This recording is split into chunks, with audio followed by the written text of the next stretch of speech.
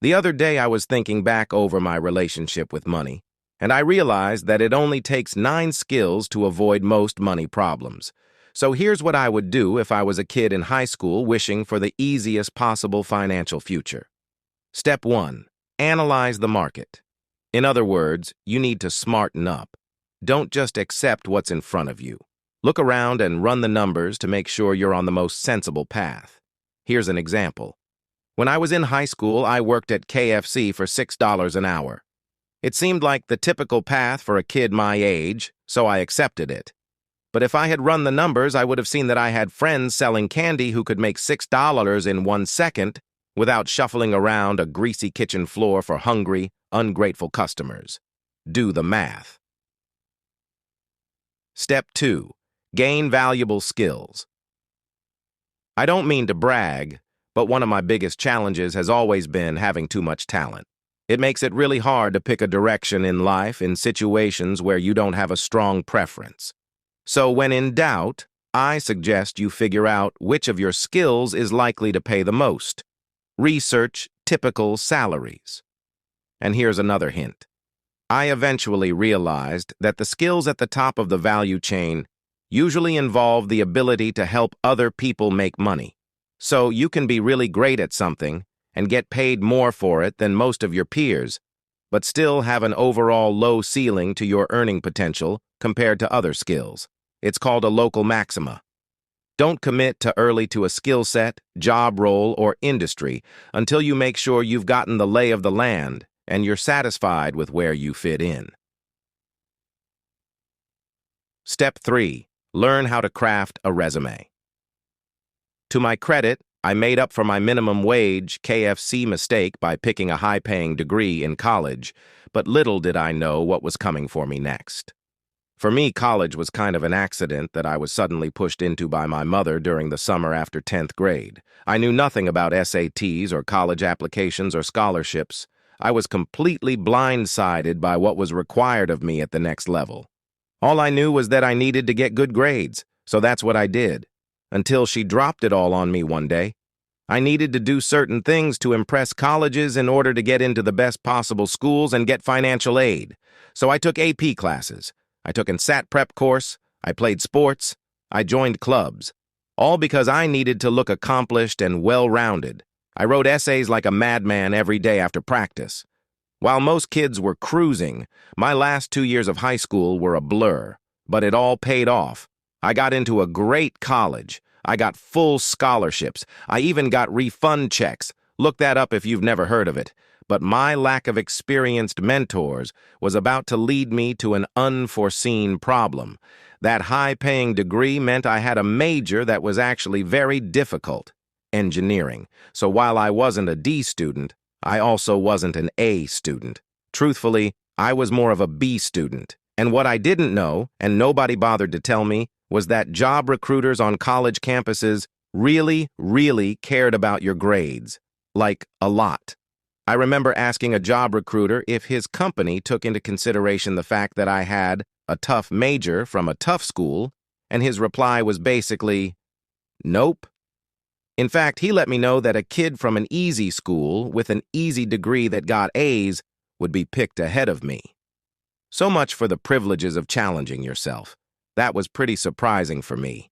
And that's when I learned how important it was to always find out which standards will be used to evaluate you. Ironically, the good grades that weren't enough in isolation to get me into college were actually all that mattered when it came to getting hired by the big college recruiters. As a kid, sometimes you can't know these things in advance. And that's why it's always very valuable to have a mentor in your life who's a few years ahead of you to let you know what to watch out for. Anyways, it all worked out for the best in the end. I didn't really have the instincts or the passion for those engineering jobs anyway, despite graduating with the degree. But the important thing I discovered during undergrad was that I had started to develop other skills and interests that did excite me, and that has made all the difference. Step 4. Learn how to apply for jobs. College is over. Now you're out in the adult world. It's time to get real. It's time to get paid. It's time to get a job. This transition from child to adult can actually be one of the most chaotic times in your life. Spoiler alert, a lot of the job application advice you get in high school and college is trash, although I think that the effort involved in actually mailing your resume to a company's offices might actually get you more responses than the LinkedIn black hole. It's not about filling out a resume template and submitting PDFs or job applications via LinkedIn or other job portals. I've never heard of anybody getting a job there in that way. However, it is a good site for doing research, finding hiring managers, seeing if you have connections, seeing recent company updates, etc. Finding a job is a skill that you have to actively learn. If you didn't get hired via a college internship, or if you don't have a great network, you're going to have problems. On LinkedIn, you're essentially trying to find a needle in a haystack. You may even need to invest in professional help or online courses to get the breakthrough you need. Do what you gotta do. That's what I did. This ain't your father's job market. We've got things like LinkedIn, Shutters. The LinkedIn black hole is honestly one of the most depressing things I've ever encountered. How many hundreds or even thousands of highly qualified resumes have been uploaded there with no reply? It goes back to an unwritten, unspoken fact of life that I first learned in undergrad when the exams never resembled our lessons. Many things in life are not straightforward. That goes for college courses, fake friends, and job application platforms. So what did this all mean for me? Essentially, I figured out that I needed to go where the fish were. My horrendous, non-existent success rates on LinkedIn literally forced me off the platform. But it taught me something important. Never keep knocking on a door that doesn't open. Eventually, you need to go try other doors. I reverse-engineered what a success job application process was supposed to look like, and eventually started finding enthusiastic companies in unexpected places. The theory was that only someone who really needed to hire someone would post there. Whoever goes beyond the obvious answers, like LinkedIn and the other big job application sites, has put in extra thought and effort to find employees, which means your odds of success are much higher because they obviously have a stronger need to fill your job role. I hope this helps out some fresh college graduate who reads this. You must learn to think outside of the box. Step 5. Learn how to interview for jobs. Once you start getting responses from your job applications, you move on to the next problem. How do you handle the interviews?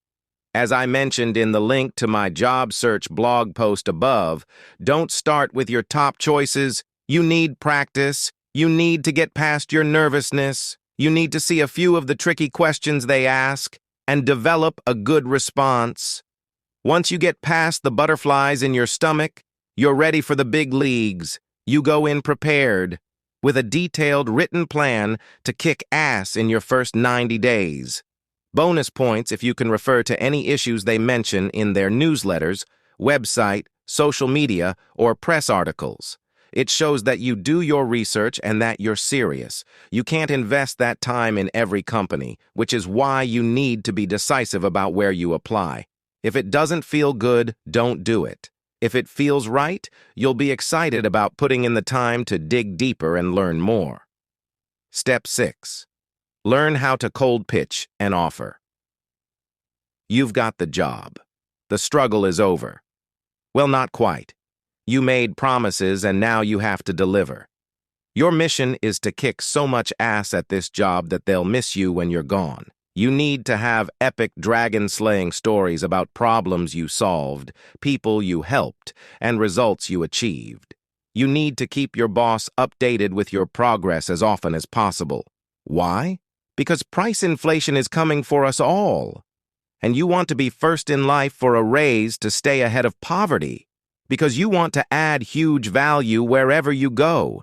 Because your accomplishments are your ultimate source of value as an employee, especially at other companies. While you're at your job, not only will you update your resume, you also need to consider crafting your cold pitch as a freelancer. You never know what your company or the job market will do. Some employers may not be willing to take on the full risk or expense of an employee, but would hire you as a contractor, freelancer, consultant. I think everybody would benefit from crafting their pitch as a solopreneur and developing their skills, relationships, and experiences in case that time ever comes. It forces you to think bigger and sharpens your focus to deliver on your highest value skills. Step 7. Learn how to negotiate deals. I've noticed that most people hate awkward conversations. That includes public speaking, conflict resolution, and negotiations. But it doesn't have to be this way.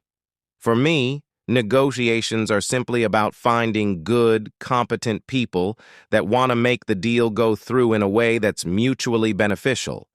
Without good faith, there's no negotiation, only exploitation. And that doesn't pay in the long run. When in doubt, walk away. As Warren Buffett said, you can't make a good deal with bad person.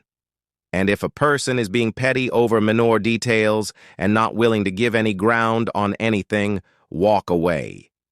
Negotiation should be an even exchange. You should never expect an unreasonable man to act reasonably. Step 8. Learn how to save money.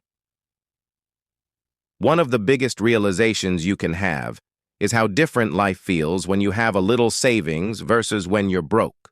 No amount of short-term fun is ever worth being broke. Emergencies happen. You have to prepare for them. Even squirrels know to stash some nuts away for the winter. I'm not a miser. I believe in investing in yourself and even enjoying yourself a little bit.